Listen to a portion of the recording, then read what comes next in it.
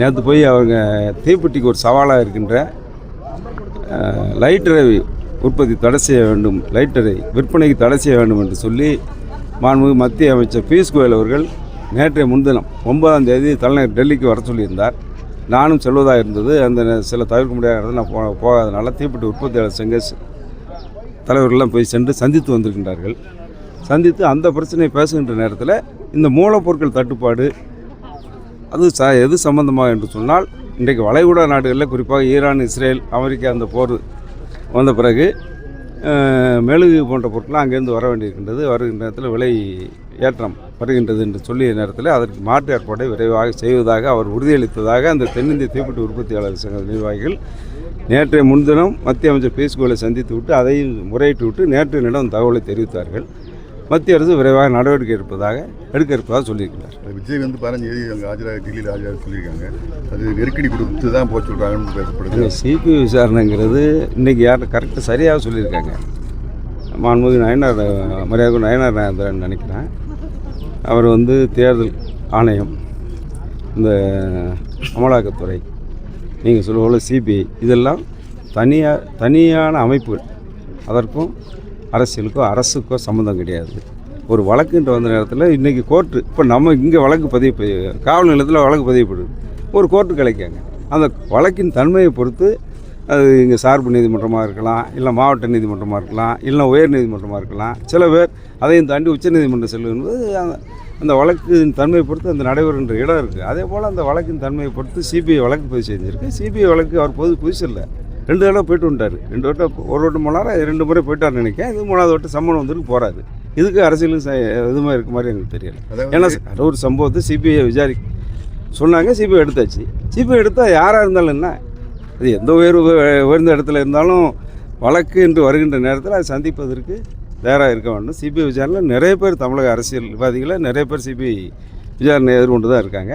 Summon வரும், அவங்க போவாங்க, விளக்கு அளிப்பாங்க. அது ஒரு வழக்கமான நடைமுறை தானே ஒன்று தான். இதுக்கும் அரசியலுக்கும் சம்மந்தப்படுத்துறது சரியாக இருக்காது. அதாவது தேர்தல் ஒரு சில நாட்கள் அறிவிப்பாக இருக்குது. ஆமாம், இன்னும் ஏடிஎம்கே பிஜேபி கூட்டணி அமைதியாக இருக்க, ஒரு திமுக கூட்டணி அதை விட அமைதியாக இருக்குது.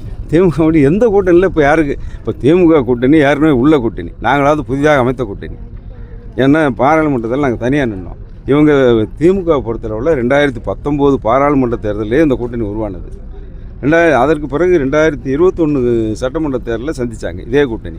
அதற்கு பிறகு தமிழகத்தில் நடைபெற்ற பல்வேறு இடைத்தேர்தலையும் இந்த கூட்டணியோட சந்தித்தாங்க. அதுக்கு பிறகு 2024 பாராளுமன்ற தேர்தலையும் சந்திச்சிட்டாங்க. ஏற்கனவே கைவசம் இருந்த கூட்டணி தான், நடைமுறையில் இருந்த கூட்டணியே அவங்களால தொகுதியை இன்னும் பிரிக்க முடியல. எந்த கட்சிக்கு எவ்வளோ கூட்டணி திமுக உள்ள ஒதுக்கியிருக்காங்களா நீங்கள் சொல்லுங்கள் பார்ப்போம். எல்லாரும் உடன்பாடு ஆயிடுச்சு, கையெழுத்தாயிடுச்சுன்னு காங்கிரஸ் தான் இறுதியாக உடன்பாடாச்சு, கையெழுத்தாச்சு. மற்றதுக்கெல்லாம் அதுக்கு முன்னாலே எப்போமோ கையெழுத்தாகிட்டாங்க. இவ்வளோக்கும் சின்ன சின்ன கட்சிகள் தான், இவ்வளோக்கும் ஒற்றை இலக்கத்தில் சீட்டு கூடக்கூடிய கட்சிகள் தான். அவங்க ஒற்றை இலக்கம் தான் சொல்கிறாங்க. அதில் கூட மதிமுக மாறுபட்ட கருத்தோடு இன்றைக்கி உயர்மட்ட குழு கூட்டம் போட்டுறேன்னு இருக்காங்க. ஏன்னா அவங்களுக்கு என்ன நிலைமையோ தெரியல பாவம். அதனால் அவங்க எத்தனை சீட்டு எதிர்பார்த்தாங்களோ என்ன கொடுத்தாங்களோ இன்றைக்கி அவங்க உயர்மட்ட குழு கூட்டம் போடுறாங்க. அதே மாதிரி இந்திய மார்க்சிஸ்ட் கம்யூனிஸ்ட் கூட இன்றைக்கி அது சரியானதாக இல்லைன்னு சொல்லியிருக்காங்க. அவங்களும் ஒன்றும் பண்ணலை. நாங்கள் அப்படி பார்த்தா அதற்கு பிறகு இந்த தேர்தலுக்கு அமைக்கப்பட்ட கூட்டணி தான். பாஜக சென்ற நாடாக சட்டமன்றத்தில் நாங்கள் ஒன்றா இருந்தாலும் அது பாராளுமன்றத்தில் நாங்கள் ஒன்றா இல்லை. அதுக்கு பிறகு கூட்டணி அமைச்சோம். அதுக்கு பிறகு அன்புமணி ராமதாஸ் இன்றைக்கி பாமக எங்களோட வந்திருக்கு. போன தேர்தலில் எங்களோட இல்லாத அம்மா மக்கள் முன்னேற்ற கழக கூட்டணி இதோட வந்திருக்காங்க, திருப்பி வந்திருக்காங்க. அதேபோல் ஜான் பாண்டியன் இவங்களாம் இந்த மாதிரி தமிழ் மாநில காங்கிரஸ் இவங்கெல்லாம் இருக்காங்க. அவங்கெல்லாம் போனோட பிஜேபியோட இருந்தாங்க. இப்போ எங்களோட நாங்கள் பார்த்தா புதிதாக அமைக்கப்பட்ட கூட்டணி. அவங்க இருக்கிற கூட்டணியே 3 தேர்தலில் 4 தேர்தலில் சந்தித்தவங்களே இன்னும் உடன்பாட்டுக்கு வரல. இன்னும் அதுக்கு அவகாசம் இருக்குது. அதாவது என்டிஏ கூட்டணியில் எந்த பிரச்சனை இல்லை. இன்றைக்கி கூட பியூஷ் கோயல்லாம் வரும்போது பார்த்தேன், இப்போ வரும்போது பார்த்தேன். பியூஷ் கோயல் திருச்சியில் பேட்டி கொடுக்காரு, தெளிவாக சொல்லியிருக்காரு. என்டிஏ கூட்டணிக்கு தலைவர் எடப்பாடியார் தான், எடப்பாடியார் ஜி அப்படின்னு சொல்கிறார். அவங்க பாசையில் சொன்னால் எடப்பாடி ஜி.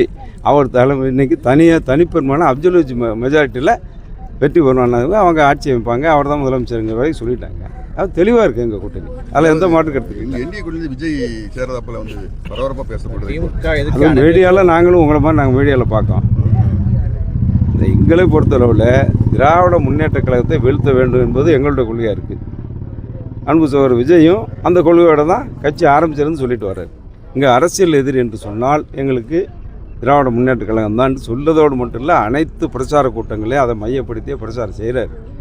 எங்களை பொறுத்தவரை திமுகவை வீழ்த்த வேண்டும் என்றால் எல்லோரும் ஒன்றாக இருக்க வேண்டும்ங்கிற எண்ணத்தோடு அதான் சரியாக இருக்குங்கிறது எங்கள் எண்ணம். அது பிறகு அவங்கவுங்க முடிவு பண்ண வேண்டிய விஷயம். ராமதாஸ் நேற்று சசிகலாவை சந்திச்சிருக்காங்க. புதிய கூட்டணிக்கு தெரியல, அவங்க 2 வட்டம் தான் கேட்கணும். ஏன்னா சந்தித்தவங்க அவங்க, அதை பற்றி நமக்கு என்ன தெரியும்?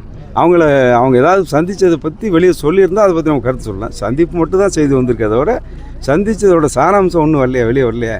வராமல் நம்மளாக யோசித்து சொல்கிறது சரியாக வராது அரசியல்.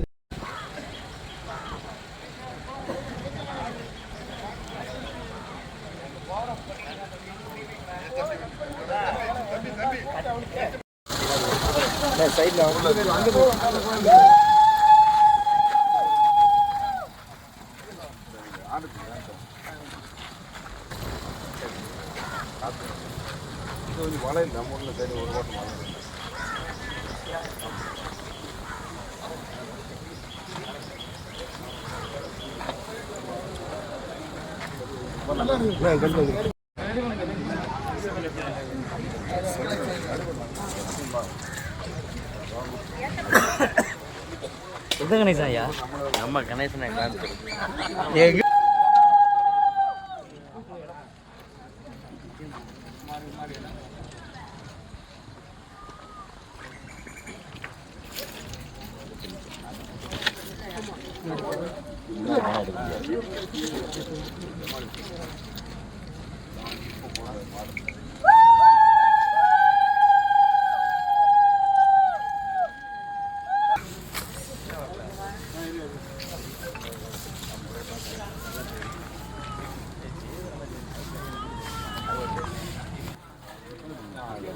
கொஞ்சம்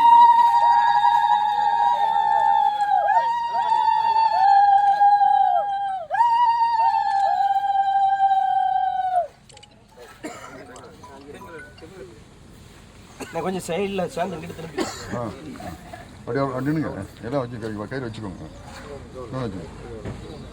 இன்னொன்று வச்சு அப்படி அப்படி பாருங்க எனக்கு.